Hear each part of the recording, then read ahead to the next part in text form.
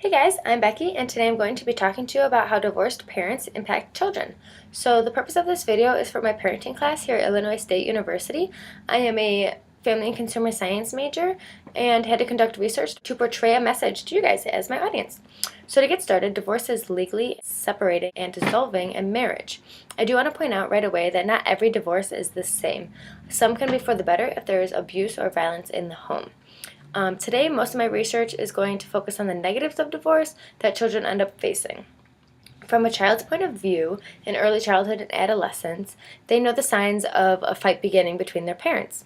They recognize their voices rising, slamming doors, objects being thrown, and one parent ignoring the other.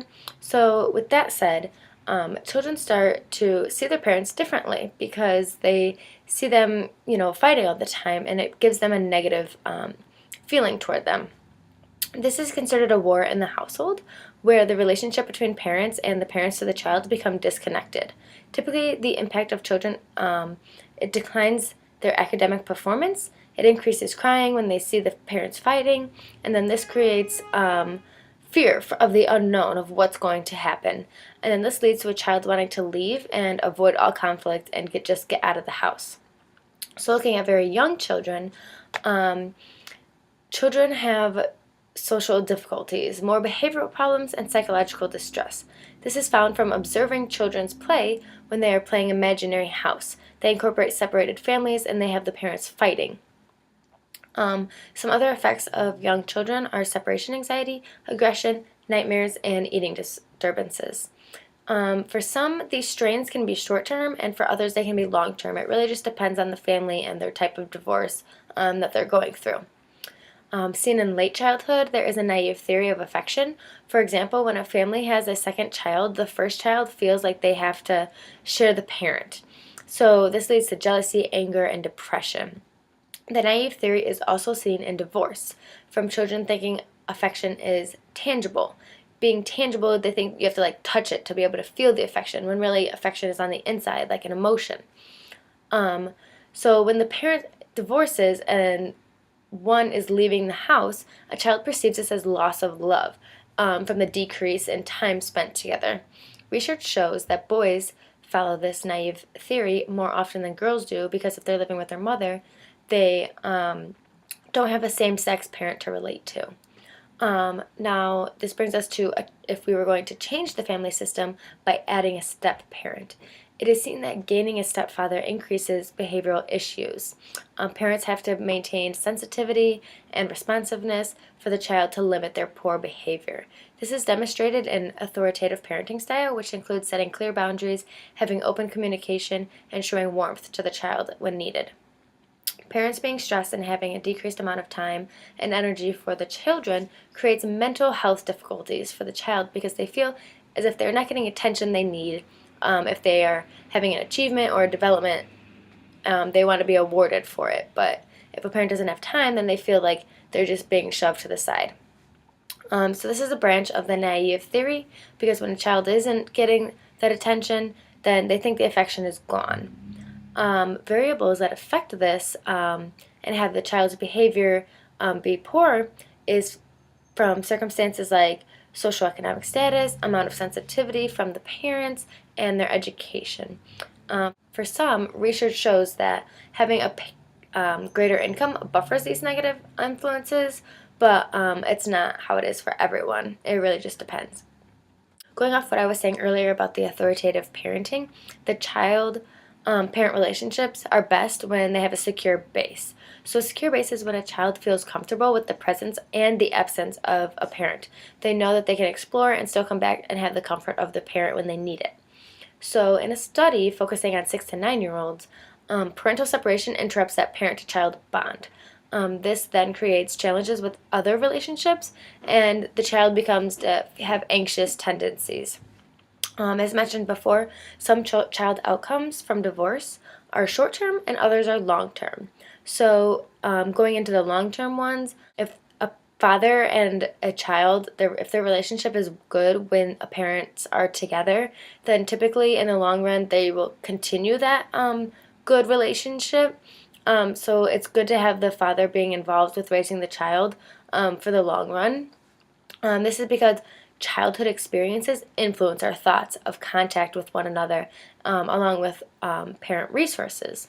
With that being said, there is a study that shows positive correlation between quality and frequency of parent-child interactions.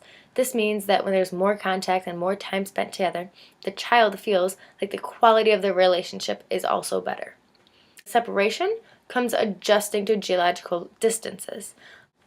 This is why I kind of mentioned parent resources earlier, because this can influence a parent-child relations, because being close to one another is beneficial for the quality and frequency of contact. So a study shows that when a father lives close by, children are more pro-social and behavior problems are limited. Nowadays, communication technology helps this to adjust to the distance between a parent and the child, but that's, depending on ages and what type of technology everybody has. As an interesting fact, actually, California has a law that if parents do get divorced with children, one parent cannot take the other child away from the other. They have to remain in a certain amount of distance, so that the child can still remain in contact with the parent and keep those bonds going. Also, I just wanted to note here, I'm kind of referencing children always being with the mother and the father the one out of the home. This could vary. It could be either parent, that's just the more common circumstances that are seen. So now that we have discussed divorce impacting children, let's look at divorce that impacts adult children, which is when, parents are divorcing later in their marriage. The child begins to feel like they are put in the middle and they are pressured to choose a side. So due to the fact that the child is older, they can better cope with the stress of the parents' divorce because of their maturity. But there is a downfall to this, because experiencing this divorce while being an adult adds a lot more hardship and strain to them, because in their daily life they might be trying to, go to school and seeking a job, but now they feel like they have all this other stuff to worry about that's added to their plate if parents are divorcing. So as we wrap things up here, I wanted to note that there are intervention programs for those who are experiencing divorce in the family. This gives children a chance to talk about similar experiences with others. Through these sessions, a child can develop more coping skills and problem-solving techniques. In general, it's a place to go where you can have a safe place to talk and feel comfortable communicating with others and be able to express yourself.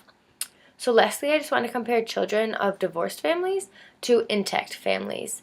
So if it is seen that children of divorce are more likely themselves to also get divorced in their future, and it's harder for them to relate to others who have intact families, because they feel like they can't relate having their going to a friend's house and having their parents together, even though when they go home their parents are not together. Another effect on children of divorce is that their overall happiness with life and satisfaction seems to be decreased compared to those who have intact families. And then children who have their parents still together are found to be have less more acting out behaviors, so that's always a benefit. And then also, if there is a child who's adopted and their parents get divorced, they still have these same tendencies, even if they are not the biological child. So as a quick wrap up, divorce is not just one simple thing. We cannot know for sure how a child will take the change and how they will properly be able to adapt, if they can or cannot adapt to the changes or not. I touched on a few key influences that are common, but overall every child takes divorce of their parents differently. So that brings us to the end of this video. I hope you enjoyed watching and have been able to gain some knowledge. Thank you.